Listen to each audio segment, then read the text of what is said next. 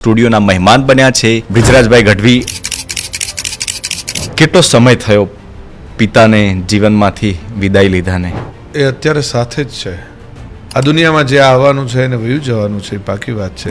Stage સિવાય અમે બાપ દીકરો ખૂબ સાથે રહ્યા છીએ. તો ચમરબંધીની ચણેલ હોય ઈ પાયામાંથી પડે, પણ 90 વર્ષે નડે બાપની ખોટ બાલિયા. મારા ફાધરે ખૂબ વહેલી વિદાય લઈ લીધી, ખૂબ વહેલી વિદાય લઈ લીધી.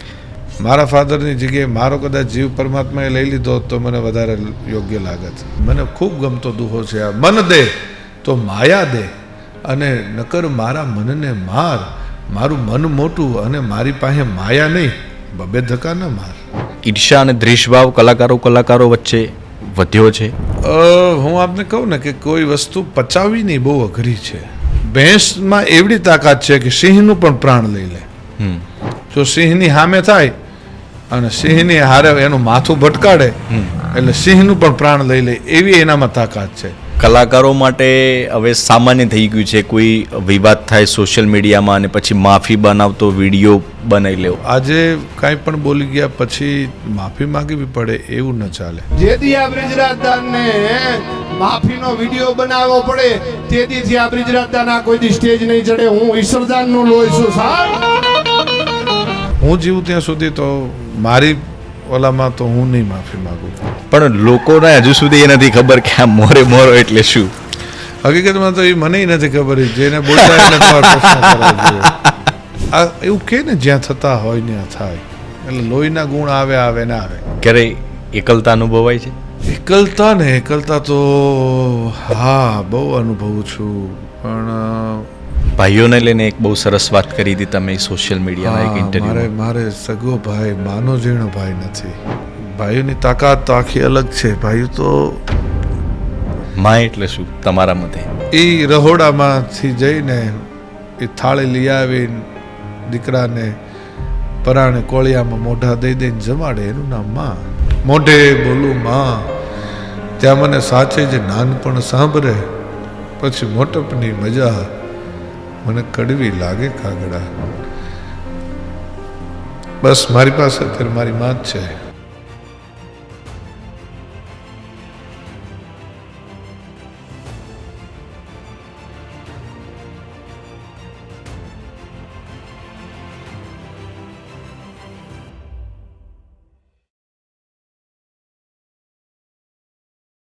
ગુજરાતની સંસ્કૃતિ અને પરંપરામાં કોઈની મહત્વની ભૂમિકા રહી હોય તો એ છે સાહિત્યની.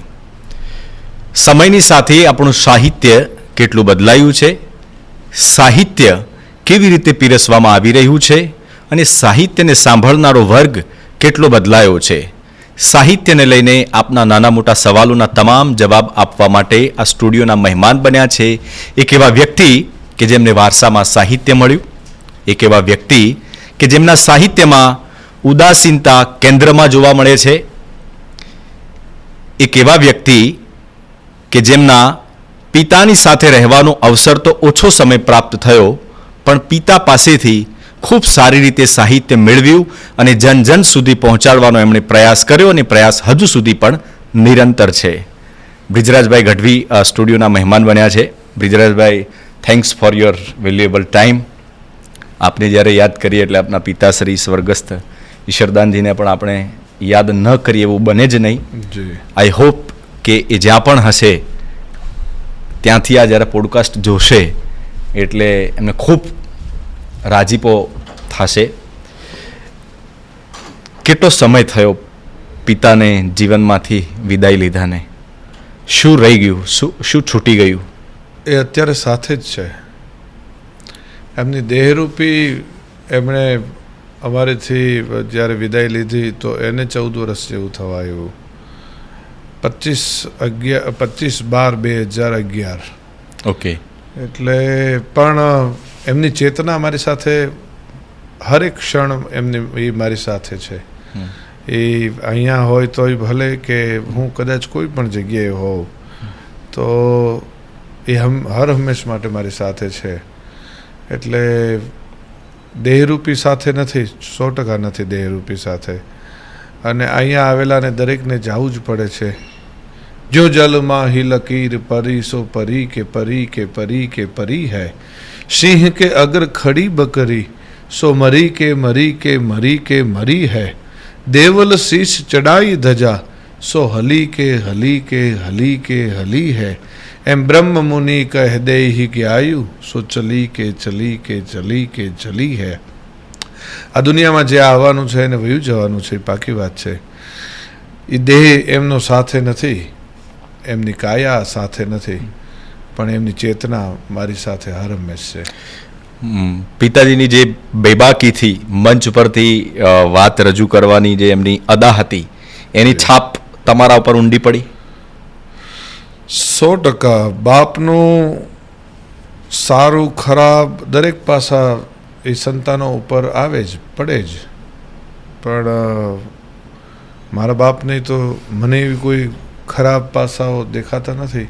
મને દરેક ચેતના મારા બાપની દરેક તાકાત, દરેક એની પોઝિટિવિટી દરેક મારી ઉપર હંમેશા પડી છે. અને હું તો બહુ બધી વાતોનો સાક્ષી છું, બહુ બધી વાતોમાં હું સાથે રહેલો છું, સાથે હતો. તો એ બધું મેં સાથે બહુ ફીલ કર્યું છે. એક આ વિડીયોના માધ્યમથી એમને માણો અને રૂબરૂ માણો તો એમાં બહુ બધો ફેર હોય છે. અને સ્ટેજ સિવાય અમે બાપ દીકરો ખૂબ સાથે રહ્યા છીએ. મેં મારા ફાધર સાથે ખૂબ સમય વિતાવ્યો છે. તો એમાં પણ મારા ફાધરે મને, અમે જ્યારે ડ્રાઈવ કરતા જતા હોય ક્યાંય, તો એમાં મને મારા ફાધરે બહુ બધી વાતો, જે અમુક સ્ટેજ ઉપરથી ન થઈ શકે એવી વાતો હોય, ઘણી બધી વાતોની મર્યાદાઓ નડતી હોય, તો એમાં મને મારા ફાધરે ખૂબ બધું સંભળાવ્યું છે, જે અહીંયા ખૂબ છે, મારા હૈયામાં ખૂબ છે બધું. ફાધર સાથે આપે હમણાં કહ્યું કે પ્રોગ્રામમાં બહુ બધી વાર જતા. શું ગમતું? મોસ્ટ ફેવરિટ શું હતું ફાધરનું? મારા ફાધર બોલે એ બધું જ ગમતું મને. મારા ફાધર આંખ બંધ કરે તોય મને ગમતું, મારા ફાધર દાંત કાઢે તોય મને ગમતું, મારા ફાધર આમ કોલર હાથ દેતા તોય મને ગમતું. મારા ફાધરની કોઈ વસ્તુ એવી હતી જ નહીં કે મને ના ગમતી. મારા ફાધર, મા બાપ તો કોને ન વાલા હોય, પણ મને વિશેષ વાલા હતા. મારા મધર ફાધર બંને ખૂબ વાલા છે, ખૂબ વાલા છે. એમ એક દુહો છે કે ચમર બંધીની ચણેલ હોય એ પાયામાંથી પડે. પરમાત્માએ તમને ધનવાન બનાવ્યા હોય તો કરોડ, 2 કરોડ, 5 કરોડ, 50 કરોડ, અરે કદાચ 500 કરોડનો પેલેસ જેવો બંગલો બનાવો, એ ઘર બનાવો, પરમાત્મા ધારે ને એટલે એને આમ ચપટી વગાડો ને ત્યાં પડી જાય, એ પાડી દે. જો એવો ભૂકંપ આવે, એવો આંચકો આવે તો પડી જાય. તો ચમરબંધીની ચણેલો હોય એ પાયામાંથી પડે, પણ 90 વર્ષે નડે બાપની ખોટ બાલિયા. 90 વર્ષનો બાપ ખાટલે પડ્યો હોય ને, અને એની જે હૂફ હોય ને, એ બાપ વયો જાય ને, ઓહો, એ તો 90 વર્ષનો વયો જાય ને તોય તે નડે. તા તો મારો બાપ તો 51 વર્ષનો જ હતો. મારા ફાધરે ખૂબ વહેલી વિદાય લઈ લીધી, ખૂબ વહેલી વિદાય લઈ લીધી. મારા ફાધરે મારી એક માટે નહીં પણ આખા ગુજરાતી અને ડીંગળ પિંગળ સાહિત્ય, ચારણી સાહિત્ય, લોક સાહિત્ય, તો આ બધાને માટે બહુ મોટી ખોટ છે. જો હું કલાકાર તરીકે કહું તો મારા ફાધરની જગ્યાએ મારો કદાચ જીવ પરમાત્માએ લઈ લીધો તો મને વધારે યોગ્ય લાગત.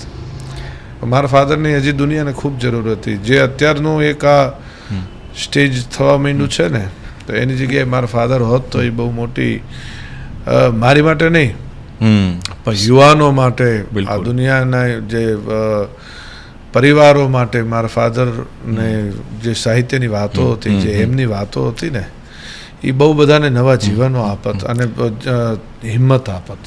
હું નેક્સ્ટ એ જ સવાલ ઉપર આવતો હતો જી કે ફાધર વખતનું સાહિત્ય જી અને અત્યારનું સાહિત્ય કંઈ ભેળસેળ થયું છે? લોકોની જે રજૂ કરવાની અદા બદલાઈ છે, અથવા એ કોઈ એવી વાતો છે જે વધારાની એડ થઈ અને લોકો સુધી પહોંચતી હોય? કારણ કે બ્રિજરાજભાઈ, જ્યારે એક કલાકાર જ્યારે મંચ ઉપરથી સાહિત્યની વાત કરતા હોય ને, બહુ ઊંડી છાપ ઓડિયન્સ પર છોડી જતી હોય છે. અમુક ટકાને છોડીને અમુક ટકા સારું સાહિત્ય બોલવાવાળા હજી છે જ, અમુક ટકાને છોડીને બધું બહુ છીછરું થઈ ગયું છે ભાઈ. ગામને સારું લગાડવા માટેનું જ બધું થાય છે. તો એ સાહિત્ય તો સાહિત્ય રહ્યું જ નથી. એ સાહિત્યની તો ઓર હતી, કંઈક આનંદ જ ઓર હતો, એની મર્યાદા કંઈક ઓર હતી, એની તાકાત કંઈક ઓર હતી. હવેનું સાહિત્ય તો શું છે કે હજી અગેન હું કહું છું અમુક કલાકારોને મૂકીને કે હવે તો એકબીજાને સારું લગાડવાનું બસ એટલું જ રહી ગયું છે. આપ બહુ મોટા નેતા છો, આપ બહુ મોટા બિઝનેસમેન છો, આપ બહુ મોટા સંત છો, તો મારે આપને ત્યાં આવીને બીજી વાતો નહીં કરવાની. આપ કઈ જ્ઞાતિમાંથી આવો છો તો મારે એ જ જ્ઞાતિની વાતો કરવાની અને એ જ ઓલામાં કરવાનું. પણ અમુક ઠેકાણે, બધાની વાત નથી, અમુક જગ્યાએ આવું રહી ગયું છે, અમુક વિસ્તારોમાં આવું થઈ ગયું છે. પણ મને હજી એવો કડવો અનુભવ નથી થયો. એ પણ મારી માટે એક બહુ ટચવુડ બહુ સારી વાત છે કે મને કોઈ જ્ઞાતિના કાર્યક્રમમાં હું ગયો હોઉં કે કોઈ પણ જગ્યાએ ગયો હોઉં તો આ જ બોલવાનું ને આ જ કરવાનું એવું મને કોઈએ ફોર્સફુલી નથી કીધું. પણ હા, સાહિત્યમાં ઘણો ફેર પડી ગયો છે. પોતપોતાની રીતે બધા ફિલ્ટર કરીને બોલવા માંડ્યા છે. એવું થઈ ગયું છે યાર. જે અફસોસની વાત છે મારી માટે. શું ભૂમિકા હોવી જોઈએ લોક સાહિત્યકારની? લોક સાહિત્યકારની ભૂમિકા તો મેઇન તો એ હોવી જોઈએ પહેલાં કે જ્યારે એક પરિવાર આપણને સાંભળવા આવે છે, જ્યારે એક યુથ આપણને સાંભળવા આવે છે, તો એમાં બગાડ ન થાય. અને કદાચ કોઈ બગડેલો માણસ આપણને સાંભળવા આવ્યો હોય તો એ સુધરીને જાય, એ આપણી મેઇન ભૂમિકા હોવી જોઈએ, મુખ્ય ભૂમિકા હોવી જોઈએ. હું કોઈને ટાર્ગેટ કરી નથી કહેતો, પણ હું જ્યારથી બોલતા શીખો છું તો આજ સુધી કોઈ દિવસ કોઈને બગાડવાની વાત મારી પાસે નહીં હોય, ક્યારેય નહીં હોય. ટૂંકમાં એવી વાત હોવી જોઈએ કે જે લોકો આપણી પર ભરોસો મૂકીને એક એક્સપેક્ટેશન લઈને જે ઓડિયન્સ આપણી સામે બેઠું છે, તો એનાથી આપણી વાતોથી એ લોકોના જીવન પર સારો પ્રભાવ પડે. ભાઈ, રૂપિયો કોને વાલો ન હોય? રૂપિયો આપને વાલો હશે, રૂપિયો મને ખૂબ વાલો હશે, અહીંયા બિરાજમાન બધા આપની આખી ટીમને રૂપિયો વાલો હશે. તો મારું પ્રોફેશન, મારું એક મુખ્ય પ્રોફેશન અત્યારે જો જે કોઈ છે તો એ મારું કાર્યક્રમ કરવા, ચાહે ડાયરાના ફોર્મમાં હોય, ચાહે રાસ ગરબાના ફોર્મમાં હોય, ચાહે કોન્સર્ટ કરતો હોઉં, તો આમાંનું કોઈ પણ મારું ફોર્મ હોય, પણ હું મૂળ મારું શોઝ મારે કરવાના અને એમાંથી મારું અર્નિંગ થાય. તો હકીકતમાં શું દુનિયાની, તમે એમ કહો છો કે કલાકાર, તો કલાકાર હું સાહિત્યકાર હોઉં, હું લોકગાયક હોઉં કે હું કોઈ પણ મારી ભૂમિકા ભજવતો હોઉં, તો એમાં મારી જવાબદારી શું આવે છે? મારી જવાબદારી સમાજ સુધારકની આવે છે, સમાજને સુધારવાની આવે છે, સમાજને બગાડવાની નહીં. હું જાહેરમાં એવું કહું છું કે 18 વર્ણમાંથી કોઈ પણ દીકરા દીકરી કે કોઈ પણ વડીલ આવે અને એમ કે હું હેરોઇનનો નશો કરતો હતો, હું કોકીનનો નશો કરતો હતો, હું દારૂનો નશો કરતો હતો, કે હું સિગરેટ પીતો હતો, હું બીડી પીતો હતો, હું માવો ખાતો હતો, કે છેવટે હું ચા પીતો હતો. ચા પણ છે ને પહેલા, અતિ ચા પણ સારી નથી. નિકોટીન હોય એમાં. હા, કારણ કે કોઈ પણ વસ્તુ તમે લઈ લો, અતિ સર્વનો નાશ. અતિ કોઈ પણ અતિ વસ્તુ સારી નથી. અમૃત પણ અતિ સારું નથી. તો એમાં હું એવું કહું છું કે 18 વર્ણમાંથી કોઈ પણ આવે, આ 2025ની વર્ષ ચાલે છે, કોઈ પણ આવે, મને કાં ફોનથી જાણ કરે કે અમે અમારા પરમાત્માની સાક્ષીએ, અમારી કુળદેવીની સાક્ષીએ મંદિરે જાય અને ત્યાંથી મને ફોન કરીને જાણ કરે કે અમે આજથી આ વ્યસન મૂકી દઈએ છીએ, આ વ્યસનમાંથી મુક્ત થઈએ છીએ. એટલે હું એને 365 દિવસ પૂરા થાય, 1 વર્ષ પૂરું થાય એટલે એ કે ત્યાં અહીંયા નહીં વિશ્વમાં કે ને ત્યાં મારા ખર્ચે જઈને મફતમાં કાર્યક્રમ કરી દઉં. એ ક્યાં બાત હે. તો આ જવાબદારી બને છે. કોઈને બગાડવાની જવાબદારી મારી નથી બનતી. માત્ર રૂપિયો કમાવો અને વાહવાહી મેળવી એ કલાકારનું કામ નથી. એક બીજો સવાલ હું જરાક, અને હું વચ્ચે સોરી આપને ઇન્ટરપ્ટ કરું છું. હું વચ્ચે મેં અત્યાર સુધીમાં મારી પાસે એવા અમુક મને યાદ છે, હું લખેલું નથી રાખતો, પણ મને યાદ છે મેં ઘણા બધાને આ 2025માં ઘણા બધાને મેં જેણે વ્યસન મુક્ત થયા હોય, 1 વર્ષ થઈ ગયા હોય, એણે મારી પાસે કાર્યક્રમ કરાવ્યા છે ને મેં મફત કાર્યક્રમ કરી દીધા છે. ક્યાં વાત હે. અને કોઈ પણ જાતનું મોઢું બગાડ્યા વગર ને કોઈ એવું આવીને મને એમ કહી દે કે મેં વ્યસન મુક્ત કર્યું હતું, બ્રિજરાજભાઈ મારી પાસેથી એક આઠાના નહીં લેવાના, મારા ભાડે જઈને મારે કરી આવી દેવાના. વાહ. એવું કરી દીધું છે. અને જીવતો રહીશ જ્યાં સુધી મને પરમાત્મા શક્તિ આપશે ત્યાં સુધી કરી દઈશ. એક બહુ દુહો મને ગમતો દુહો છે, મન દે તો માયા દે નકર મારા મનને માર. વાહ. હે પરમાત્મા, હે માતાજી, મને ખૂબ ગમતો દુહો છે આ. મન દે તો માયા દે અને નકર મારા મનને માર. મારું મન મોટું અને મારી પાસે માયા નહીં, બબે ધક્કા ન માર. મારે દુનિયાને ઘણું આપી દેવું છે, પણ તું પરમાત્મા માતાજી, હે ઠાકર, તું મને એટલું આપ કે હું દુનિયા કોઈ મારી પાસે આશા લઈને આવે તો હું એને પણ એટલું આપી શકું. વાહ. તો બસ હંમેશા એ આશા હોય છે. અને ભાઈ જીવવાની મજા શું છે કે સ્ટેજ ઉપરથી વાત કરતા હોય ને તો એ વાત કરેલું નીચે પણ આવીને જીવવું ને એની મજા કંઈક ઓર હોય છે. આ ક્યાં વાત હે. તો એ હું જીવવાની ટ્રાય કરું છું, એ કોશિશ કરું છું. બહુ ઇમ્પોર્ટન્ટ તમે વાત કરી. અને આપ એક રિસ્પોન્સિબલ લોક સાહિત્યકાર છો ને, એટલે સ્વાભાવિક છે કે આપની પાસેથી એક્સપેક્ટેશન વધારે હોય લોકોને જાણવામાં. એટલા માટે હું આ સવાલ પૂછું કે લોક સંગીતની જે ગરિમા ધીમે ધીમે જે નીચે જઈ રહી છે, મતલબ આજકાલ એવા ગીતો બને છે ગુજરાતીમાં કે એનો મિનિંગ કોઈ મિનિંગલેસ હોય છે. આપણને એમ થાય કે આ શું બનાવી દીધું, આનો શું મતલબ, પણ એની જે બાળકો પર જે નવી પેઢી ઉપર અસર થાય છે એ ખૂબ ખરાબ અસર થાય છે. એમાંથી શું શીખવાના એ લોકો? હા, પણ એ અગેન એ જે કોઈ કલાકારો ગાતા હશે તો એ રૂપિયા માટે જ ગાય છે, ન ગાવું જોઈએ. રૂપિયો સર્વસ્વ નથી. રૂપિયો ખૂબ જરૂરી છે પણ સર્વસ્વ તો નથી ને પહેલા.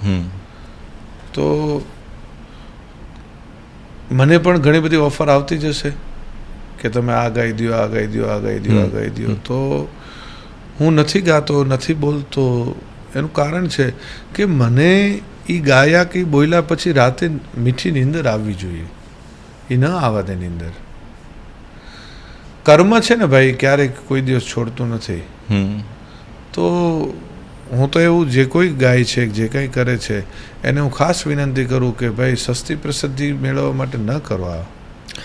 જ્યારે તમે ફેમસ બની જાઓ છો એટલે એક સોશિયલ રિસ્પોન્સિબિલિટી પણ તમારી વધી જાય છે, કારણ કે આપની સાથે લાખો લોકો જોડાયેલા હોય છે. 100%. એટલે જ ન કરવું જોઈએ કે તમે કાંઈ પણ ગાશો, કાંઈ પણ કરશો, બહુ વધારે ઇફેક્ટ થશે. પછી અમુક નુગરા માણસોમાં અને આપણામાં શું ફરક રહેશે? જો તમારે સારી છાપ છોડવી હોય, તમને તમારી જ્યારે હયાતી ન હોય, આજ મારા ફાધરને 14 વર્ષ થઈ ગયા છતાંય આપ યાદ કરો છો, 100%. છતાંય દુનિયા યાદ કરે છે, છતાંય યુટ્યુબથી માંડીને જેટલા પ્લેટફોર્મ છે એમાં સતત ઈશ્વરદાનજી થાય છે. તો શું કામ? કે એમણે શુદ્ધ આપ્યું છે, એમને શ્રેષ્ઠ આપ્યું છે, એમનું વાંચન હતું. નકર એ સમયે ભાઈ મેં મારા ફાધર સાથે ખૂબ હું રહ્યો છું. એ જ સમયે પણ છીછરું તો હતું જ, છીછરું ગાવાવાળા પણ હતા, છીછરું ઘણું બધું વેચાતું હતું. પણ તો નકરો રૂપિયો જ મહત્વનો રહેતો હોત તો બધું કરતા હોત ને બધા. પણ મારા ફાધર અને બીજા ઘણા સાહિત્યકારો નથી કરતા કે નથી કર્યું. આ ઇન્ડસ્ટ્રીમાં ઈર્ષા અને દ્વેષભાવ કલાકારો વચ્ચે વધ્યો છે અને થયો છે તો કેમ એવું કેમ થયું? કારણ કે જ્યારે મોટા કલાકારો જ્યારે સ્ટેજ ઉપરથી સારી સમાજને આપવાની બાબતો એવી વાતો કરતા હોય, એ જ પોતે અંદર એકબીજા પ્રત્યે ઈર્ષા, જેલસી, આ બધું કેટલું યોગ્ય છે એમ? હું આપને કહું ને કે કોઈ વસ્તુ પચાવવી નહીં બહુ અઘરી છે. આપણે ત્યાં કહેવત છે કે સિંહણનું દૂધ છે ને એ સોનાના પાત્રમાં જ તે ઝીલી શકાય. તો એવી પ્રસિદ્ધિ છે ને એ પણ સિંહણનું દૂધ છે, એ જેના તેનાથી ન પચે. વાહ. એટલે એવું બની શકે કે બિચારાઓથી ન પચતું હોય તો એવું કદાચ ક્યાંક ઓલું થઈ જતું હોય. પણ યોગ્યતા હોવી જોઈએ. જો તમારી પાસે ભજન હોય, ભજનની તાકાત હોય, ભજન એટલે રામ નામનો તમે જપ કર્યો હોય, તમે કોઈ પણ પરમાત્માના નામનો જપ કર્યો હોય, તમારી કુળદેવીના નામનો જપ કર્યો હોય, તો એ પચાવવાની તાકાત તમારામાં વધી જતી હોય છે. એટલે ધર્મ વધે તો ધન વધે, ધન વધે મન વધી જાય, મન વધ્યાથી બધામાં માન વધે, અને પછી વધત વધત વધી જાય. પણ જો ધર્મ ઘટે તો ધન ઘટે, અને ધન ઘટે મન ઘટી જાય, મન ઘટ્યાથી બધામાં માન ઘટે, અને પછી બધું ઘટત ઘટત ઘટી જાય. પહેલા તમારેથી જાપ કરો ને પરમાત્માને પ્રાર્થના કરો ને બધું કરો, પછી પરમાત્મા આપી દે, અને પછી પરમાત્મા ક્યાંક ખૂણામાં પડ્યો હોય તો પછી પાછું પરમાત્મા જ બધું લઈ લે. તો એવું બની શકે ભાઈ કે એવું થાય. પણ હું તો એમ કહું કે દરેકે ધીરજ રાખીને પચાવીને આગળ ચાલવું જોઈએ. અને હકીકતમાં તો જે રાજકારણ છે એ રાજકારણ જેટલું રાજકારણમાં રાજકારણ નથી એટલું અમારા ફિલ્ડમાં રાજકારણ એટલે અમારું રાજકારણ બહુ ખરાબ છે. બધાને ખબર છે કે જે જીવન અને મરણ વચ્ચેનું આખો ખેલ જે જીવે છે એ મૃત્યુ પામે છે, પણ ઇન બિટવીન માણસ જે અમર થઈ ગયો એવું જે વર્તન કરે છે ને એ બહુ ખોટું છે. હા, એ ખોટું છે. રાજકારણમાં તો શું 5 વર્ષે ચૂંટણી આવે, અમારે રોજ ચૂંટણી જોયું, કાર્યક્રમમાં બેઠા એટલે ચૂંટણી. રિસેન્ટલી આપની એક બે જ્યારે હું થોડુંક સર્ચ કરતો હતો આપના વિશે તો એક પોસ્ટ જોઈ, એમાં નીચે લખેલું હતું કે છપ્પા કરું કે સુપમ ખરો, શું ડિફરન્સ છે આ બંનેની વચ્ચે? હકીકતમાં સુપંખરો છે. સુપંખરો એટલે મૂળ સાહિત્યની ભાષામાં સુપંખરો એને કહેવામાં આવે છે. પછી અભ્રંશ થતા એને ઘણા સપા કરું કહે છે, ઘણા છપા કરું કહે છે, ઘણા અલગ અલગ વર્ડથી એને પ્રોનાઉન્સિસ કરે છે. પણ મૂળ તો ભાઈ સુપંખરો નામ છે. સુપંખરો એટલે જેમ ઘણા બધા એના અર્થ બધા પોતપોતાની રીતે કરે છે, પણ એક બહુ જ બળવાન પક્ષી હોય, અને પક્ષી જેમ પોતે ઉડતું જતું હોય, જેમ એની પાંખું ફેલાવીને ઉડતું જતું હોય, એમ એ જ્યારે ઉપરથી નીચે ઉડતું આવે, પાછું ઉપર ઉડતું જાય, તો એ જે છે એને સુપંખરો કહેવાય. ધારો કે તમે કોઈ એક સુપંખરો બોલો, હું આપને એક એક્ઝામ્પલ આપું તો એની મજા હકીકતમાં સુપંખરો બોલવાની મજા છે. ગાવું એ મારા ફાધર પહેલાં વહેલા સ્ટેજ ઉપર લઈ આવ્યા. એમની પહેલાં કોઈ લઈ આવ્યું હોય તો મને યાદ નથી, પણ મારા ફાધર મને ખ્યાલ છે ત્યાં સુધી મારા ફાધર સ્ટેજ ઉપર લઈ આવેલા, અને મારા ફાધરથી ખૂબ પ્રચલિત થયું. પછી બહુ બધા કલાકારો લઈ આવ્યા, અને અત્યારના દરેક નાનું બાળકથી લઈને બધા ગાય છે. પણ હું આપને એકાદું પેલું આપું કે જાગે જટાળા કૈલાસ વડા વડા વિકર હાળા જોગી ઉઠે પડ સદા ગાપ ગાદેશ ગાદેશ દેવ ડાઢાળા મુછાળા કંઠ કાળા નાગ વાળા દીપે મહાદેવ ત્રિશુર હાળા મોજીલામાં હેશ જાળા ભાળા દેગ વાળા પલ્લે કાળા વેર જાગે પાટ વાળા રંગ કાળા રક્તાળાપુર. તો આ હકીકતમાં મારે એક બીજું આપને એ કેવું છે કે ઘણા કલાકારો છે ને, હવે આ મેં અત્યારે સુપંખરો ગાયું, આપને ખબર પડી મેં 2 સુપંખરો ભેગા કર્યા? નથી પડી. ના, મને ના પડી. હકીકતમાં ગાવાવાળાને નથી ખબર પડતી. આવા મેં કેટલા ગાવાવાળા એવા જોયા છે કે હું સ્ટેજ ઉપર બેઠો છું, હું કોઈ મહાન માણસ નથી, પણ હું એઝ એ સાહિત્યકાર બેઠો છું, અને ઘણા બધા માણસો બિચારા શું કરે કે કોઈ કલાકારને સાંભળીને એને ભૂલ કરેલી છે ને, તો એ પોતે કોપી કેટ કરીને નકલ કરી લે. નકલ કરી હોય, પછી એ એનામાં આવી જાય. હકીકતમાં પહેલી કડી જે હતી એ મારું મહાદેવનું સુપંખરો છે, આદેશ કરીને. બીજી જે સુપંખરો મેં ગાયું એ રામવાળાનું સુપંખરોની બીજી કડી મેં ગાઈ. બંને મર્જ કરી દીધું. પણ તો દુનિયાને જ ખબર પડતી જ નથી. દુનિયા તો એમાં વાહ વાત કરશે. જે જાણીતા છે, જેને જાણ ભેદું છે, જેનું વાંચન છે, એને ખબર પડશે કે આમાં આમ છે.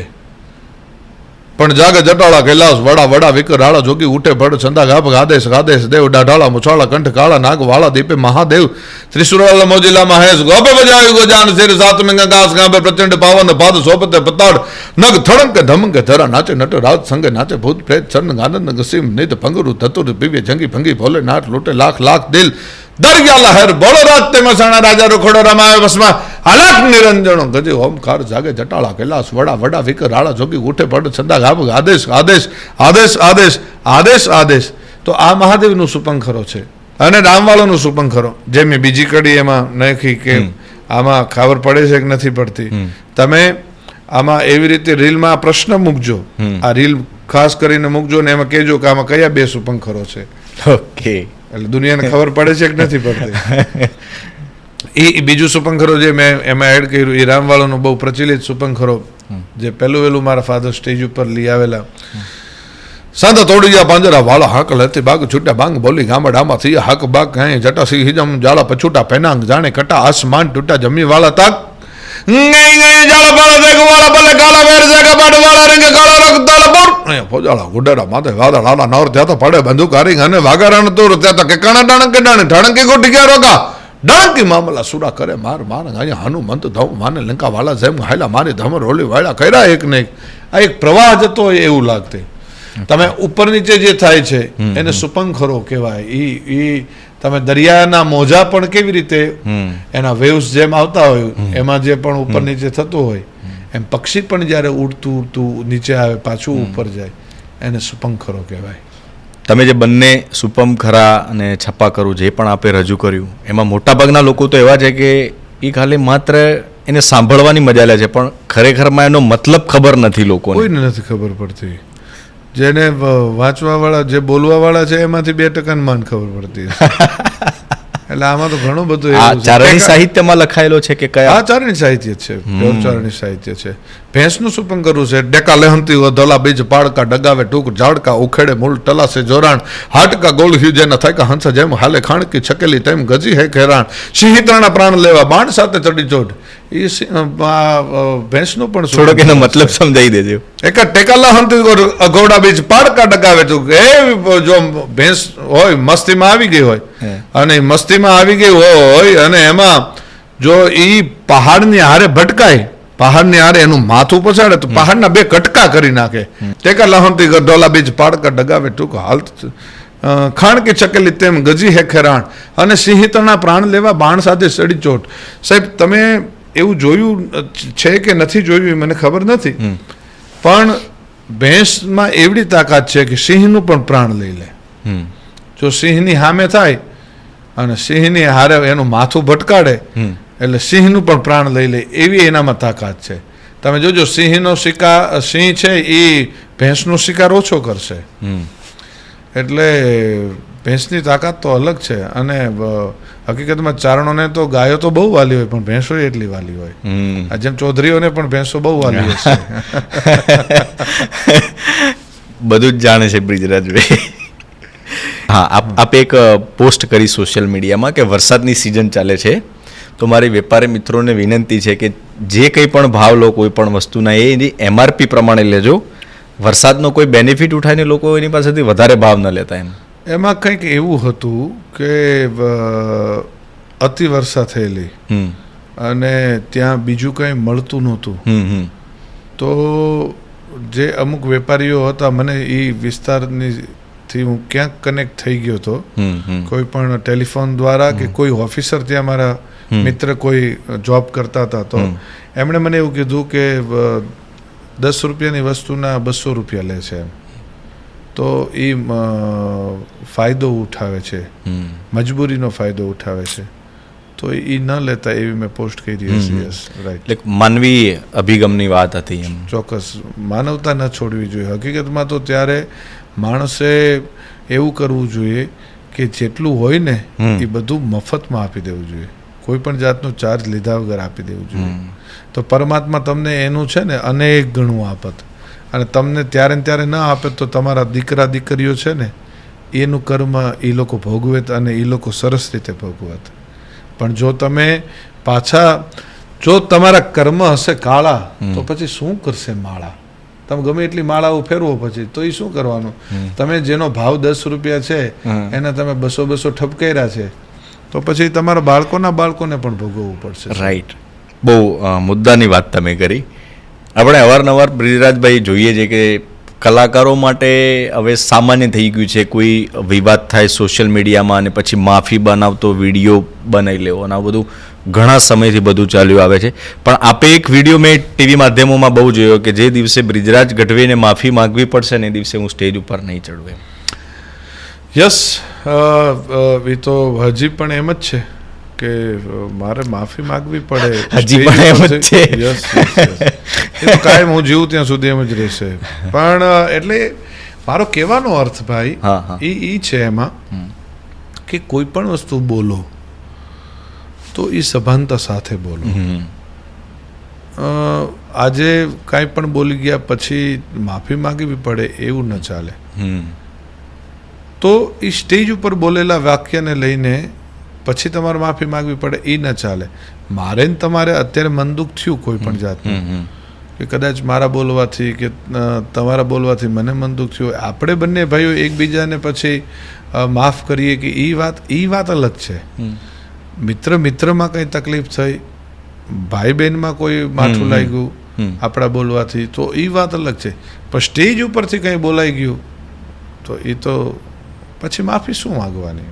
પછી સ્વીકારવાનું કે ભાઈ આ મારેથી બોલાઈ ગયું હતું તો આ મારે સ્વીકારવું પડશે. હવે એ સ્વીકારવાનું. સામેવાળાને તમે કયા ભાવથી બોલ્યા છો એ સામેવાળો વર્ગ છે એ જો તમને જતું કરી દે તો એ અલગ વાત છે. પણ હું જીવું ત્યાં સુધી તો મારી ઓલામાં તો હું નહીં માફી માગું.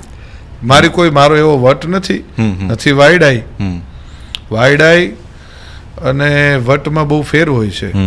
તો નથી મારી વાયડાઈ કે નથી વટ, મારી એવી ઓલી છે કે મારી એટલે સભાનતામાં મારે બોલવું જોઈએ, બસ દેટ્સ ઇટ. બીજું કાંઈ જ નહીં.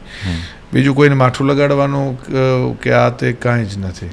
પણ મારે ધીરજ રાખીને બોલવું જોઈએ, બસ એટલી મને ખબર પડે છે. મોરે મોરો શબ્દ છે આખા ગુજરાતમાં જન સુધી પહોંચી ગયો છે, પણ લોકોને હજુ સુધી એ નથી ખબર કે આ મોરે મોરો એટલે શું. હકીકતમાં તો એ મને નથી ખબર, જેને બોલ્યા એને તમારે પ્રશ્ન કરવો જોઈએ. એમને આ પ્રશ્ન કરો તો વધારે ખબર પડે. જે કોઈ આના પ્રણેતા છે એને પૂછો તો ખબર પડે. મારી જેવો માણસને અમારા ઉત્તર ગુજરાતમાં બધા બહુ બોલતા હોય. હા, પણ ઉત્તર ગુજરાતમાં તો સૌરાષ્ટ્રના આ શબ્દ હશે કદાચ, આઈ ડોન્ટ મતલબ ખબર નથી મને. તો એ લોકોને તો બિલકુલ બધા ઘણીવાર મને પૂછતા હોય કે ભાઈ આનો મતલબ શું થાય એમ. છે ને ભાલમાંથી આવું છું ભાઈ. ભાલ કરીને એક વિસ્તાર છે, ભાલ પ્રદેશ છે. એ ભાલમાં તો અમારે આવો શબ્દ નથી વપરાતો. ઓકે. પણ કદાચ કોઈ શબ્દનો અર્થ કોઈ એવો થતો હશે તો એ મને બહુ એનો ખ્યાલ છે નહીં. પણ જેને ખ્યાલ હશે એને પૂછો તો વધારે. અને હકીકતમાં શું છે, આ બધું ક્ષણિક હોય છે ભાઈ. અને પણ આમ આપણે કદાચ એનો અર્થ નીકાળીએ બ્રિજરાજભાઈ, જસ્ટ ફોર નોલેજની વાત છે કે શું અર્થ થતો એમ કે આમ સામે અથડાઈ જવું કે શું? એટલે મોરો એટલે આ મારું મોઢું નહીં તમારું મોઢું એટલે મોરો એવું થતું હશે કદાચ. એવી કદાચ થતું સામે એવું થતું હશે. પણ અગેન હું આપને કહું, કોઈ પણ છે ને વસ્તુ ભાઈ એ ક્ષણિક હોય છે. પણ ક્ષણિક વસ્તુમાં અમુક મજાકમાં અમુક આનંદમાં કોઈ પણ વસ્તુને મોટા પર્વત જેવડો આકાર આપી દેવો ને એ યોગ્ય નથી. અને એની ઓડિયન્સ પર બહુ ખરાબ ઇફેક્ટ થતી હોય છે, કારણ કે ઓડિયન્સ તમને ફોલો કરે છે. યસ, એટલે રાઈ જેવડી વસ્તુને પહાડ જેવડી કરવી એ યોગ્ય નથી. પણ બધાની પોતપોતાની બુદ્ધિમત્તા પ્રમાણે બધા પોતપોતે ચાલતા હોય છે. તો હવે શું એનો કોઈ ઓલો નથી. આપના પુત્ર પણ બહુ સારી રીતે આપની સાથે કેટલીક વાર સ્ટેજ શેર કરતા જોવા મળે છે. શું નામ છે એમનું? શું કરે છે અત્યારે? દીકરાનું નામ છે મુરારીદાન. એ મોટા દીકરાનું નામ છે. એની એજ છે 13 year old, 13 વર્ષના છે પોતે. અને નાના દીકરાનું નામ છે કૃષ્ણાદિત્ય, તો એ 7 વર્ષના છે. અને બંને દીકરાઓ ભણે છે. અને મુરારીદાનને છે એને સંગીતનો ખૂબ શોખ છે. સંગીતને લઈને એ માત્ર ગાવું એટલું જ નહીં, પોતે બહુ સારા તબલા પ્લે કરે છે, બહુ સારા વાયોલિન પ્લે કરે છે, બહુ સારો પિયાનો પ્લે કરે છે, બહુ સારો હાર્મોનિયમ પ્લે કરે છે, બધું જ કરે છે, બહુ સારું ગાવાની કોશિશ કરે છે, બધું કરી લે છે. પણ સ્ટીલ હું હજી વિરોધી છું કે હજી સ્ટેજ ઉપર નહીં આવવાનું. અને બાળક છે 3 વર્ષનો હતો ત્યારથી ગાય છે. મેં આજ સુધી કોઈ દિવસ કોઈ વસ્તુ એને શીખવાડી નથી, આ વસ્તુ આમ ગવાય, આમ બોલાય, એવું કાંઈ જ કીધું નથી. પણ પરમાત્મા માતાજી આ એવું કહે ને, જ્યાં થતા હોય ત્યાં થાય. એટલે લોહીના ગુણ આવે ને આવે, મોરના ઈંડા ચિતરવાના પડે. બસ એટલે એ લોહીના ગુણ છે ભાઈ. પણ બહુ સારી વાત છે કે આવનારી નવી પેઢી પણ સાહિત્યને આગળ વધારવા માટે કોઈકે તો આગળ આવવું જ પડશે. હા, સામે સાંભળવાવાળા હશે તો મારો દીકરો સરસ સંભળાવશે 100%. એ ચોક્કસની વાત છે. એટલે સારું સાંભળવાવાળા હશે તો એ સંભળાવવાની કોશિશ કરશે. અને એને હું 18-20 વર્ષ સુધી તો સ્ટેજ ઉપર લાવવાની તૈયારીમાં નથી. કારણ કે આપ જુઓ, આપને હું ઘણા બધા કલાકારો ગણાવી શકું એમ છું કે જે બાળ કલાકાર તરીકે સ્ટેજ ઉપર આવ્યા હોય અને જે અત્યારે કોઈ એને સ્વીકારતું ન હોય, એવા ઘણા બધા નામ છે. આપણે કોઈનું નામ લઈને કોઈને દિલ દુભાય એવું નથી કરવું. પણ મેં એવું ઘણા વર્ષોથી મેં જોયું છે. તો કારણ કે એનું કારણ છે કે નાનું બાળક હોય ને, એનો ટોન છે ને એ રીતનો ટોન હોય. પછી એ 21 વર્ષ સુધી એનો ટોન ચેન્જ થાય. તો પછી 21થી હું તો એમ કહું છું 30 વર્ષ સુધી પણ થાય. પણ 21થી 30 વર્ષ સુધીમાં છે ને 10, 15 કે 20% ચેન્જ થાય. જે ચેન્જ થવાનું છે ને એ 21 વર્ષ સુધી ચેન્જ થાય છે. તો એમાં મારી એવી, હું પર્સનલી એવું માનું છું કે એમાં બાળકોએ ન ગાવું જોઈએ. કાલ જ એક હું કાર્યક્રમમાં હતો, ત્યાં એક બાળક મારી પાસે આવ્યા, 14 વર્ષના કોઈ દીકરા હતા. એમણે મને પૂછ્યું કે મારે, હું ગાઉં છું. તો મેં એમને એવું કીધું કે દીકરા, આપને ખરાબ લાગે તો સોરી, પણ આપે ન ગવાય એમ. તો હું જો આવી બાબતમાં હું સોરી કહું છું. હું સ્ટેજ ઉપરથી જ નથી કહેતો, સ્ટેજ ઉપરમાં ભૂલ થયેલીમાં નથી કહેતો. બાકી આવું તો જે કોઈને, તો એમાં મેં એમને એવું કીધું, મેં કીધું બેટા, આમાં આપે ન ગાવું જોઈએ. હજી આ આપનું ઉંમર નથી. આપ અત્યારે ભણો, ભણતરમાં ધ્યાન દો, સરસ ભણી લ્યો. પછી જમાવટથી આવો 21 વર્ષે, 20 વર્ષે આવો, 18 વર્ષે આવો, પુખ્ત વયના થઈને આવો, એમનેમ ન આવો.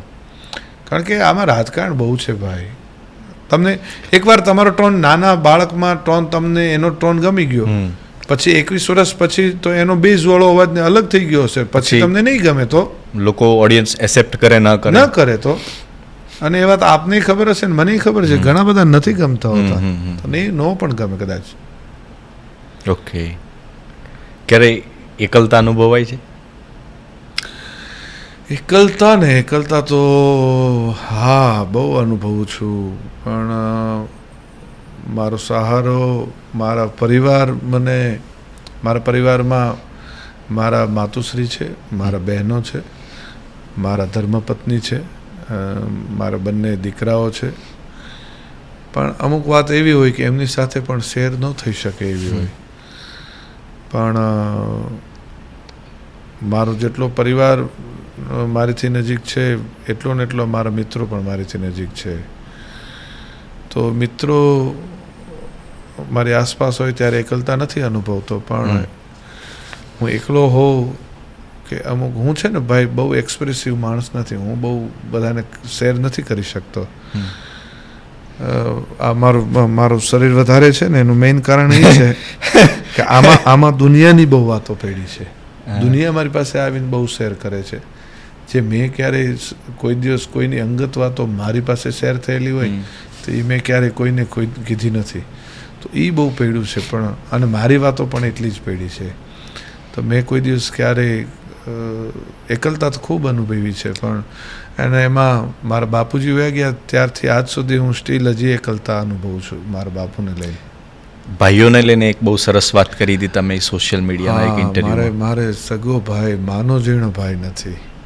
એ જો હોત તો મારી તાકાત કંઈક અલગ હોત. એ જ મારો ભાઈ જો હોત મારી પાસે તો મારે જે અમુક ઝેરના ઘૂંટડા પીવા પડ્યા છે એ મેં ન પીધા હોત. એ પરિવારને જોઈને ક્યારેક પીવા પડતા હોય તો એ મેં ન પીધા હોત અને હું કંઈક ઓર હોત. ભાઈઓ વિનાના ભોગ મને કડવા લાગે કાગડા. હા, ભાઈઓ તો પૂજાયું છે ને, તાકાત છે ને ભાઈઓની. તો ભાઈઓની તાકાત તો આખી અલગ છે. ભાઈઓ તો પણ મારા મિત્રોના રૂપમાં મને એવા બહુ બધા ભાઈઓ મળ્યા છે પણ બ્રિજરાજભાઈ, મિત્રો બી મારી બાજુમાં ઊભા હોય એવા. નસીબદાર છો આપ કે આપને આવા મિત્રો મળ્યા છે. અત્યારના સમયની અંદર સૌથી કોઈ ટફ બાબત હોય ને તો એક સારો મિત્ર શોધવો. હા, પણ એ કહેવાય છે ને, એ કિંમતથી ને એ કિસ્મતથી મળે છે. તો એમાં હું બહુ ભાગ્યશાળી છું, ટચવુડ, કે મને મિત્રો મારા ભાઈઓથી વિશેષ મળ્યા છે. પણ ભાઈ કેવો હોત ને એ મને ખ્યાલ જ નથી. માનો જીણો ભાઈ, માને 3 મોટા બેન છે મારે, પણ ભાઈ કેવો હોત ને એ મને નથી ખ્યાલ. જો એ એક અનુભૂતિ હું જ્યારે ઘણા બધા મારા મિત્રોના ભાઈઓને હું જોઉં ને તો મને એમ થાય કે ઓહો, કે આને આ ભાઈ છે એટલે આનામાં એ તાકાત છે ને ભાઈ 100 ગણી વધી જાય તમારામાં. લોકોનું નેચર પણ અત્યારના સમયમાં આપણે ઓબ્ઝર્વ કરીએ તો બહુ ચેન્જ થઈ ગયું છે. જ્યારે માણસનો ખરાબ સમય ચાલતો હોય ને ત્યારે એનો કોઈ હાથ નથી પકડતું, પણ જ્યારે તમારો ગોલ્ડન ટાઈમ ચાલતો હોય ને એટલે બધા તમારા પરિચિત થઈ જતા હોય છે. હા, એવું મારી સાથે થયું જ છે ને ભાઈ. મારા બાપુનો દેહાંત થયો ત્યારે 12 દિવસ બધા આવ્યા, ખૂબ આવ્યા. 12 દિવસ ને આમ તો મહિનો દિવસ સુધી માણસો મોઢે થવા આવતા હતા. પણ પછી બધાને એમ હતું કે હવે શું, ઈશ્વરદાનજી વયા ગયા, હવે પૂરું એમ. તો ઘણા ફંક્શનોમાં ઘણા માણસો મળતા, અને હકીકતમાં આમ તો છે ને ભાઈ, જે મોટા અમુક રીતના મોટા હોય ને ખોટા જ હોય. એ લોકોને એવું થાય કે આ હમણાં કંઈક હેલ્પ માગશે, હમણાં પ્રોગ્રામ માગશે ને હમણાં આમ કરશે ને તેમ કરશે. પણ ભાઈ મારી ઉપર પરમાત્માની ટચવુડ એવડી કૃપા છે કે મારી ઉપર કોઈ કલાકારનો હાથ નથી આગળ વધારવા માટે. એ માત્ર ને માત્ર મારા બાપનો હાથ, બસ. કોઈ કલાકાર એમ ન કે મેં બ્રિજરાજદાનને સ્ટેજ આપ્યું એમ. સિંગલ કલાકાર એવું ન કે. આનું અભિમાન નથી કરતો. પરમાત્માની, મારી કુળદેવીની, માતાજીની કે કોઈ પણ શક્તિ મારી પાછળ કામ કરે છે એની કૃપા છે મારી ઉપર, કે ક્યારેય પણ કોઈ ન કહે. મને એનું અભિમાન નથી, પણ એનું 100% એક ઓલી છે કે મેં સ્ટ્રગલ કરીને. અને તમારો બાપ જેથી બહુ મોટો હોય ને એને દીકરાને ઘણાને એવું થાય કે સ્ટ્રગલ એને જ કરવી પડી હોય. અને કોઈ સીધો નવો કલાકાર થતો હોય ને એને 10% સ્ટ્રગલ કરવી પડે, ને જેનું બાપનું નામ બહુ મોટું હોય ને એને 200% સ્ટ્રગલ કરવી પડે. તો એ મેં ખૂબ સ્ટ્રગલ કરી છે. કેટલું પીડાદાયક હોય છે કોઈનાથી અલગ થવું એ કાયમ માટે. ખૂબ પીડાદાયક હોય છે, ખૂબ હોય છે. અને હું તો એવું કહું કે કોઈની સાથે છે ને તમે અબોલા ન કરો. જો તમને એ વાલા હોય ને તો ન કરો, ક્યારેય ન કરો. હું તો એવું કહું કે કોઈ દિવસ કોઈની સાથે પણ જો તમને વાલું વ્યક્તિ હોય, મિત્ર હોય કે XYZ તમારો કોઈ પણ સંબંધ એની સાથેનો હોય, એની સાથે તમે એક રાત પણ તમે અબોલા ન રાખો. તમારા દિવસે કદાચ એની સાથે ઝઘડો થયો હોય, તમારે કોઈ પણ જાતના મન દુઃખ થયા હોય, તો એ સાંજ સુધીમાં, રાત સુધીમાં એ ફોન ન કરે કે એ કંઈ ન કરે, તમે કરજો જો તમને એ વાલો હોય તો. રાત છે ને એ બહુ ખતરનાક છે. રાતે તમને બહુ બધા વિચારો આવે, અને પછી એના અગેન્સ્ટના વિચારો, રાતે તમે એકલા પડો ને એટલે એના અગેન્સ્ટના વિચારો આવે કે એણે મારી સાથે આ કર્યું હતું, આ કર્યું હતું, આ કર્યું હતું. ન કરો, ક્યારેય પણ ન કરો. એ જિંદગીની પીડા છે ને પછી એને રિકવર કરવી છે ને એ બહુ અઘરી છે. થઈ જતી હશે પણ એ રિકવર કરવી બહુ અઘરી છે. Damage control. હા, રિલેશનશિપની વાત કરીએ બ્રિજરાજભાઈ, તો અત્યારના જે યંગસ્ટર્સ બધા છે એ રિલેશનશિપને લઈને ખૂબ એકલતા અનુભવતા હોય છે, ખૂબ દુઃખી હોય છે, પોતાનું મનગમતું પાત્ર એમને છોડીને જતું રહેતું હોય છે. સાહિત્યકાર તરીકે આ તમારું શું ઓપિનિયન છે? તો એમાં હું દરેક યંગસ્ટરને કહું, હું યંગસ્ટર જ છું હજી પણ બધા પણ શું છે, હું 2 દીકરાનો બાપ છું ને હું પરિણીત છું, એટલે પણ હું ખાસ જેડીભાઈ એવું કહું કે ક્યારેય પણ કોઈને તમે ખોટા વાયદા ના આપો. હું તારી સાથે લગ્ન કરીશ ને હું તારી સાથે આ કરીશ ને હું તને આ કરી દઈશ કે આવું કરી દઈશ કે તેવું કરી દઈશ, એવું ક્યારેય કોઈની સાથે ક્યારેય પણ તમે કોઈને વાયદો ન આપો. તમે જેને પ્રેમ કરતા હો એને 100% એને તમે એની સાથે રહ્યો અને એની સાથે ક્યારેય દગો ન કરો, ક્યારેય પણ ન કરો. પ્રેમ તો સાહેબ શું છે, પ્રેમ તો બહુ પવિત્ર છે. પ્રેમની તો વ્યાખ્યા જ થઈ શકે એવી નથી, પણ જેટલું પણ આપણે કદાચ કોશિશ કરીએ તો પ્રેમ છે. અને જે ભાગ્યશાળી માણસને એનો પ્રેમ મળ્યો હશે ને એ તો અતિ ભાગ્યશાળી હશે. તો એને ક્યારે એ પ્રેમિકા હોય કે પ્રેમી હોય, એ પુરુષ હોય કે સ્ત્રી હોય, એને ક્યારેય દગો ન કરો, એની સાથે ચીટિંગ ન કરો. હું તો ખાસ એવું કહીશ. તમને શું યાદ આવે આમ પ્રેમ શબ્દ સાંભળીને? આપણે સાંભળીએ તો ગોડ સાથે અગર આને કનેક્ટ કરીએ ભગવાન સાથે, તો કયું પાત્ર વધારે યાદ આવે પ્રેમની વાતમાં? મને એટલે આમાં ભગવાનોના પ્રેમમાં તો એ તો કૃષ્ણ યાદ આવે ને. કૃષ્ણ અને રાધા કોને ના યાદ આવે? હા, કૃષ્ણ ને રાધા તો એનો પ્રેમ તો અમર છે ને.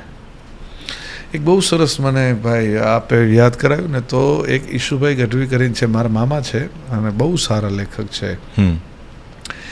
એમણે એક આખી કવિતા લખી હતી, પણ એ મને એક કડી મને બહુ ગમે છે કે કૃષ્ણ જ્યારે દ્વારિકાના રાજા હતા અને એને ગોકુળ યાદ આવતું, ગોકુળના મિત્રો યાદ આવતા, એને ત્યાંની ગોપીઓ યાદ આવતી અને ખાસ કરીને એને રાધા યાદ આવતી. એટલે એમણે કૃષ્ણ એવું કહે છે કે ઓળ ઘોળ આખું આ રજવાડું કરી દો, ઓળ ઘોળ આખું આ રજવાડું કરી દો, કોઈ આપે એક ગોકુળની રાત. ખાલી કોઈક એક રાત મને ગોકુળ જીવવા દે ને, તો આ સોનાની નગરીથી લઈને બધું જ હું દઈ દઉં. આ કોઈ મને કાંઈ નથી જોતું.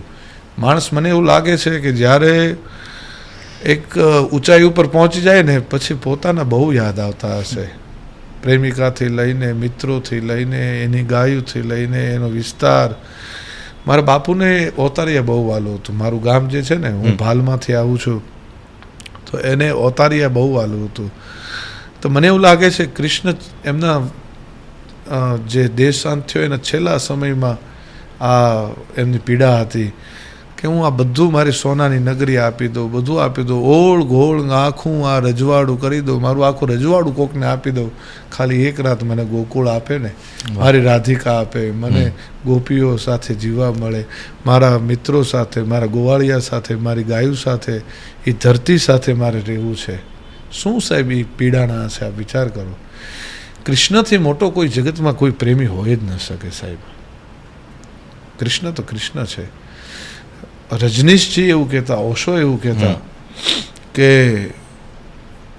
કૃષ્ણને 5000 વર્ષ થઈ ગયા, પણ હજી કૃષ્ણને જો સમજવું હોય ને તો હજી હિન્દુસ્તાનને આખા વિશ્વને 5000 વર્ષ બીજા લાગશે. એટલે જ્યારે 10,000 વર્ષ કૃષ્ણને ગયા ને થયા હશે ને, ત્યારે દુનિયાને કૃષ્ણ સમજાશે કૃષ્ણ શું હતા. અને જો દુનિયાએ કૃષ્ણના હોઠ ઉપર વાહળી રહેવા દીધી હોત ને, કૃષ્ણના હોઠ ઉપર જો વાસળી રહેવા દીધી હોત દુનિયાએ, તો આખી દુનિયા છે ને એક થઈને જીવતી હોત સાહેબ. આ અત્યારે જે સીમાડાના બંધનો ને જે યુદ્ધ થાય છે એ કંઈ ન હોત. આખી દુનિયા પ્રેમથી એક સાથે જીવતી હોત. કૃષ્ણ તો કૃષ્ણ છે સાહેબ. માં એટલે શું તમારા મતે? ઓહો, માં એટલે સર્વસ્વ. માં એટલે શું? માં માં માં માં માં માનું કોઈ વર્ણન જ ન કરી શકે. કાગબાપુના દુહા છે ને, ધમણે શ્વાસ ધમાય અને ઘટડામાં ઘોડા ધમે. માંડમાં શ્વાસ લઈ શકતી હોય, એટલો બધો શ્વાસ ચડતો હોય, 10 ડગલા ન ચાલી શકતી હોય, અને એમાં દીકરો રાતના 3 વાગે આવ્યો હોય એટલે દરવાજો પોતે ખોલવા જાય અને એ માંડ ધીરે ધીરે દરવાજો ખોલ્યો હોય ત્યાં દીકરાને માથે હાથ ફેરવતી પૂછતી હોય, બાપ તું જમ્યો? તું ક્યાં હતો? તો એ રહોડામાંથી જઈને એ થાળી લઈ આવીને દીકરાને પરાણે કોળિયામાં મોઢા દઈને જમાડે. એનું નામ માં. તમને શ્વાસ દમાય અને ઘટડામાં ઘોડા ધમે, એને ચોરુની ચિંતા થાય કેમ વિહરીએ કાગડા. વાહ. મોઢે બોલું માં, ત્યાં મને સાચે જ નાનપણ સાંભળે, પછી મોટપની મજા મને કડવી લાગે કાગડા. બસ મારી પાસે અત્યારે મારી માં જ છે, વડીલમાં. મેં હંમેશા એવું જોયું છે, આ મારું પર્સનલ ઓપિનિયન છે, કે જે લોકો વાતે વાતે ભાવુક થઈ જતા હોય છે, એમની અંદર એક સત્ય હોય છે ને એ જ એમની તાકાત છે, કે જે કદાચ તમે કહ્યું કે હું ઘણી બધી વાતો પડી છે પણ રજૂ નથી કરી શકતો, જે પણ એ આંખોથી રજૂ થઈ જાય છે. ઘણીવાર તમે ન બોલો તો પણ આ ઓડિયન્સ, આ પ્રજા એટલી બધી લાગણી આપણી સાથે જોડાયેલી છે કે તમારે કંઈ બોલવાની પણ જરૂર નથી, લોકો આપોઆપ સમજી જાય છે. દરેક વાતને બોલવી નથી પડતી, ઘણી વાતો સમજાઈ જતી હોય છે લોકોને. આજે ઘણી બધી બાબતો અમને પણ જાણવા મળી આપના વિશે. ઘણા બધા સાહિત્ય રિલેટેડ અમે આપને સવાલો પૂછ્યા. આપે ખૂબ બેબાકીથી આપના પિતાની જેમ જ આપે તમામ સવાલોના જવાબ આપ્યા. આપ ભાવુક થાવ છો તો એની અસર અમારી પર પણ થઈ જાય છે. થેન્ક્સ અ લોટ કે આપના ખૂબ વેલ્યુએબલ ટાઈમમાં જ્યારે આપને વાત થઈ કે આપે કચ્છ હતા અને કન્ટિન્યુઅસલી ટ્રાવેલિંગ કર્યું અને આપ અહીંયા પધાર્યા એના માટે, અને જે રીતે આપ બખૂબીથી આપની ફરજ અદા કરતા આવ્યા છો એ જ રીતે આપ આવનારા વર્ષોમાં પણ, આવનારા સમયમાં પણ આ જ રીતે કરતા રહેશો અને આપના પરિવારનું અને પિતાનું નામ આ જ રીતે રોશન કરતા રહેશો. ફરી એકવાર એ જ્યાં પણ હશે એ ખૂબ ખુશ હશે, ખૂબ રાજીપો અનુભવતા હશે. આ ઇન્ટરવ્યૂ એ પણ જોતા જ હશે, કારણ કે ચેતના હંમેશા આપની સાથે જોડાયેલી છે. આપને એકવાર ટીવી એડમાં આપનું એક સોંગ હતું એ મેં બહુ સાંભળ્યું હતું, શૌર્યનું ને વીરતાનું, જે મને પર્સનલી બહુ ગમતું હતું. તો આઈ હોપ, હું ઈચ્છું છું કે આ પોડકાસ્ટનો એન્ડ આપણે એની 4 કડીથી કરીએ. ચોક્કસ. પણ એ પહેલાં હું એકવાર આપની ચેનલના દર્શકોને એક ખાસ કહેવા માગું છું કે સાહિત્યકારની ફરજ છે કોઈને માઠું ન લાગે એવું કરવું જોઈએ. આઈ હોપ સો કે મારીથી કોઈને માઠું નહીં લાગ્યું હોય ક્યારે પણ હું દરેક યુથને, વડીલોને, દરેકને એક વસ્તુ કહેવા માગું છું કે ક્યારેય પણ તમારા મા બાપને દુઃખી ન કરતા. મા બાપ જ્યાં સુધી છે ત્યાં સુધી જ બધું છે, પણ એ તમે મા બાપ બનશો ને ત્યારે તમને ખબર પડશે કે મા બાપની વેલ્યુ શું છે. એટલે ભૂલો ભલે બીજું બધું, મા બાપને ભૂલશો નહીં. અગણિત છે ઉપકાર ગેના ગેહ વિસરશો નહીં. મા બાપ હશે ને ત્યાં સુધી એની વેલ્યુ નહીં થાય, પણ વયા જશે ને પછી ખબર પડશે કે મા બાપની તાકાત શું હોય. મને ભાઈ આપે મને કીધું પણ મને એક વાત મૂકવી છે કે બિલકુલ મને કોઈ પૂછ્યું કે તમે ભગવાન જોયા છે? એટલે મેં કીધું હા મેં જોયા છે. મેં એને સામે પ્રશ્ન કર્યો કે તમે ભગવાન જોયા છે? એટલે એણે કીધું કે ના મેં ભગવાન નથી જોયા. એટલે મેં કીધું, પછી માને એમને પાછો રિવર્સ ક્વેશ્ચન કર્યો કે તમે ભગવાન કેવી રીતે જોયા છે? એટલે મેં એને કીધું કે મેં મારા મા બાપમાં ભગવાન જોયા છે. જેટલા દુનિયામાં આપણે દેવાલયોમાં જઈએ, જેટલા મંદિરોમાં જઈએ, જિનાલયમાં જઈએ, ગુરુદ્વારામાં જઈએ, મસ્જિદોમાં જઈએ, ક્યાંય પણ જઈએ, પોતપોતાની શ્રદ્ધાનો વિષય હોય ત્યાં જાય, પણ જો તમારા મા બાપ તમારા આંગણે દુઃખી હશે ને તો પરમાત્માનો, દુનિયાનો કોઈ પરમાત્મા તમારો હાથ નહીં પકડે સાહેબ. એટલે મા બાપને દુઃખ થાય એવું કોઈ કારણ ન કરતા, અને વ્યસન એ જ કરજો કે તમારા મા બાપની સમક્ષ બેસીને કરી શકો. એટલે મા બાપને નીચું જોવું પડે દુનિયાની સમક્ષ એવું કોઈ કાર્ય ન કરતા. બસ એટલી જ ભાઈ કયો મિત્ર કયો એટલી જ મારી બે હાથ જોડીને આપ સૌને વિનંતી છે. અને આપ જે કહેતા હતા રાજપૂતાનિયા નામનું મારું વાહ. song હતું. કાગ બાપુનું લખેલું. અમારા પરિવારને આદરણીય પૂજનીય, હું તો પૂજનીય કહું છું, કે કવિશ્રી દુલ્લાભાયા કાગ એ અમારા આખા કાગ સાહેબ. પરિવાર માટે મારી શાખ બોક્ષા છે. હું ગઢવી મારી મૂળ જ્ઞાતિ, પણ હું મૂળ બોક્ષા છું. તો મારા પરિવાર માટે કાગ બાપુ એ અમારી માટે પૂજનીય છે. અને એમને લખેલો આ છંદ છે, એમનું આ ગીત છે, એની હું એકાદ કડી આપને જી જી જી. સંભળાવું. ગરીબોજ ચડે રણ હાક પડે રાજપૂત ચડે રાજધાનિયા કા તલવાર વડે સન્મુખ લડે કેતશીસ દડે જુવાનિયા કા રણ तात મરે સુત ભ્રાત મરે નિજ નાથ મરે નહીં રોતી सब घायल फौज को एक करे तलवार धरे रण जूझती थी सोई हिंद के राजपुतानिया थी निज पोत सोते बाल पारणे में रघुनाथ के गायन गाती थी कहीं ज्ञान गीता समझाती थी भाई मौत का साव भूलाती थी ये घर अंबिका थी रण कालिका थी सोई हिंद की राजपुतानिया थी सोई हिंद की राजपुतानिया थी सोई हिंद की राजपुतानिया थी सोई हिंद की राजपुतानिया थी. વાહ, સરસ. ધન્યવાદ. એક આપને અનુકૂળતા હોય તો એના પછીના અંતરામાં એક ડાયલોગ છે, પીયુ પીઠ ન દેજો લગાર વાળો.